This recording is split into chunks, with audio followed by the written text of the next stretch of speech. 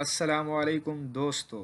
Video पसंद आए तो मज़ीद वीडियोस के लिए हमारे चैनल को ज़रूर सब्सक्राइब कीजिएगा। शुक्रिया।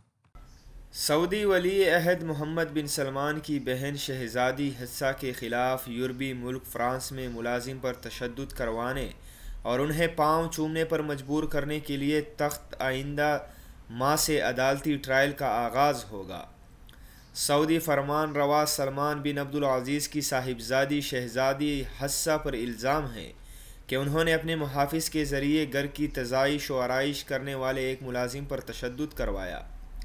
शहज़ादी हफ्सा पर इल्ज़ाम है कि उन्होंने घर की तज़ाइन व आराइश करने वाले मुलाजिम को गुस्ताखी करने के बाद गलती का अजाला करने के तौर पर पाँव चूमने के लिए भी मजबूर किया।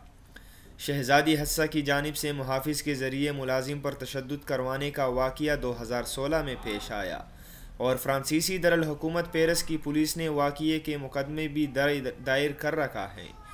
वाक़ये का मुकदमा शहज़ादी हफ्सा नहीं बल्कि उनके मुहाफ़िज़ पर दायर किया गया। ताहम शहज़ादी पर इल्ज़ाम है कि मुलाजिम पर तशद्दुद उनके कहने पर किया गया।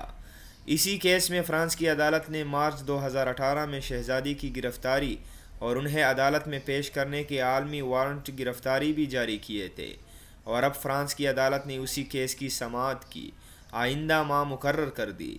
रिपोर्ट के मुताबिक ट्रायल के मौके पर शहज़ादी हफ्सा अदालत में मौजूद नहीं होंगी, ताहम उन पर लगाए गए इल्ज़ामात पर ट्रायल होगा।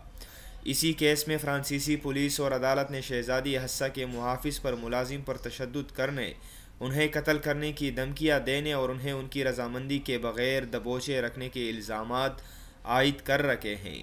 अब अदालत में शहज़ादी हफ्सा पर लगाए गए इल्ज़ामात और उनके मुहाफ़िज़ की जानिब से घर की तज़ाइश व आराइश करने वाले मुलाजिम पर तशद्दुद करने का ट्रायल 9 जुलाई से शुरू होगा।